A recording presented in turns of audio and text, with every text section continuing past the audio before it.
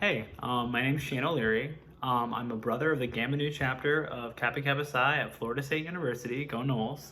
And we want to create this video tutorial series for people in the Leon County School District, for just musicians and people in bands that just need, like little videos and things like that to try and just help like build musicianship. So this video is on just how to craft a warm-up routine and talking about like the importance of a warm-up routine, and it applies mostly to like low brass musicians and brass musicians in general, but I think that there's a lot of things that can be taken about crafting a warm-up routine that apply to just about any instrument. So one of the first things I like to do is kind of get a feel for like listening and kind of getting like those like aural skills kind of going. So what I like to do is I pull up like a virtual piano because I know a lot of people don't have like an actual piano at home, and I'll just play a couple notes and then I'll play the note through and then I'll play it on the mouthpiece. So for example, I'll play F, G, B flat, so. And then I'll play it back on the mouthpiece, so.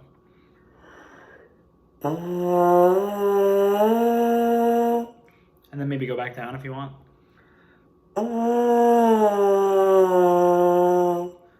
Awesome. So then once you kind of get that in your ear and you've played through like a couple different like variations of that, I would go to the horn and then just kind of play through it a little bit. So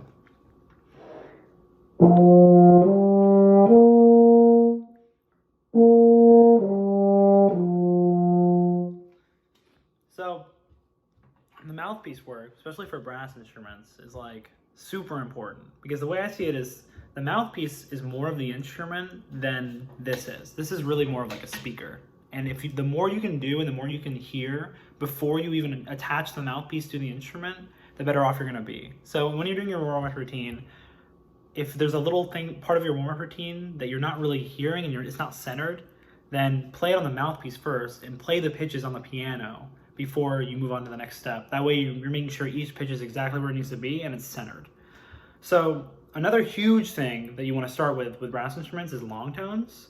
And typically with long tones, you're going to want to have like a drone going. So what I'll usually do is I go on YouTube and I'll look up a drone for like a certain note. And you can literally just look up drones like in A. Sort of like musical drone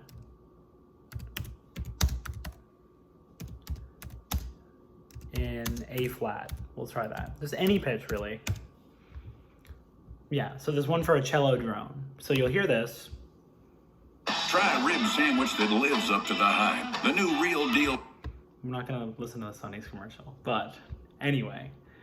So you'll play the A flat drone as soon as it comes up, and once you listen to it for a little bit, and then you'll start on A flat, and I would go down in half steps. So here's the A flat drone. So just listen to it.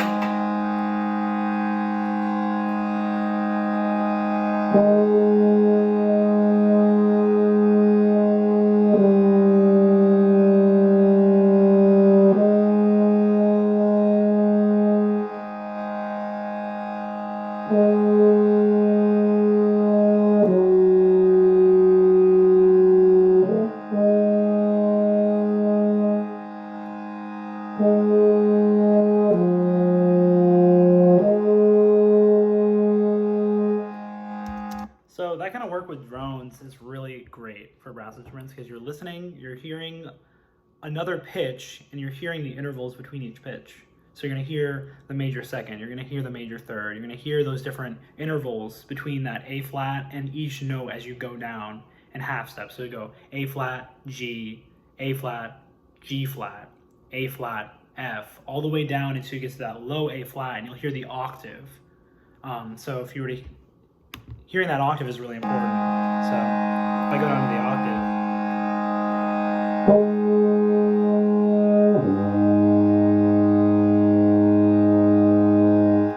and usually you have to settle into it a little bit, but making sure you hear all those intervals, especially the big ones like fifths, fourths, octaves, it's just really good for your listening skills and for your ear training. And it's definitely, any musician using drones is an awesome thing.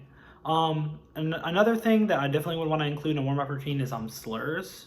So slurs can be approached a lot of different ways, but you're definitely going to want to start with long and like connected slurs first. So like don't be starting your slur routine with like don't be starting like with really fast slurs. You want to start with your starting note of the slur. So say you're starting with like a B flat slur.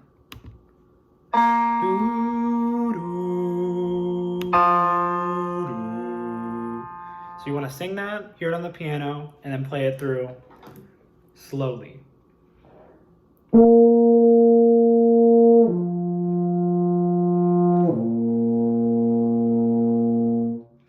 then you're going to want to go through each of the finger combinations.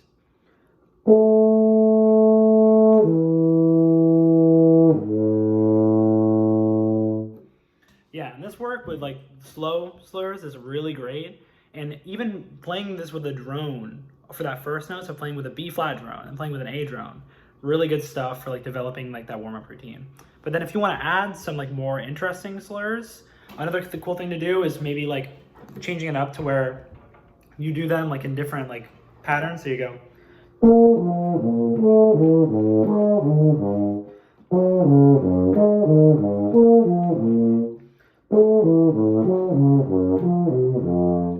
So yeah, just really just like kind of making some combinations, speeding it up, doing different like leaps. And there are great books for this. Arbin's books are great for this. The Vining routines are great for any brass instrument. The Brass Gym books are really great for this too. So just like kind of taking what slur exercises work for you and understanding like, oh, I'm really bad at the really fast slurs that are like really close intervals together. So like working on slowing it down first and going.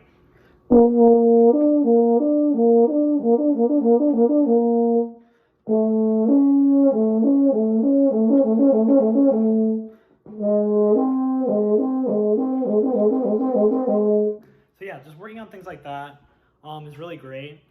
And then the last thing I would say for brass players, scales has always been something I always kind of struggle to like incorporate into a routine. But it's one thing I found that really helps me to want to play scales more is doing it in modes. So when you start on a scale, so we'll start with one that's kind of like middle of the line, so like a G major scale. So going and playing a G major scale like that, it can get kind of boring. So playing in modes means you play it starting on the second note of the scale and then ending on the second note, but you're still playing the scale. So here's what the Dorian mode of a G major scale would sound. So that just means it starts on the second scale degree. Don't want to like make it too confusing, but.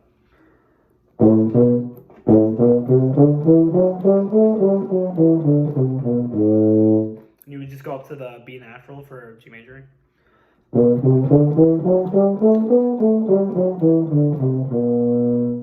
yeah, you're just kind of like making scales a little more interesting. And for me, it's like they sound really cool because they sound kind of like medieval, and it's just kind of cool to be able to kind of like experiment with scales in that way. But yeah, if there are any part of like this as far as like scales or like crafting like a warm-up routine, like let me know and I can continue this and kind of go into more detail about any of those things. But yeah, awesome. There you go.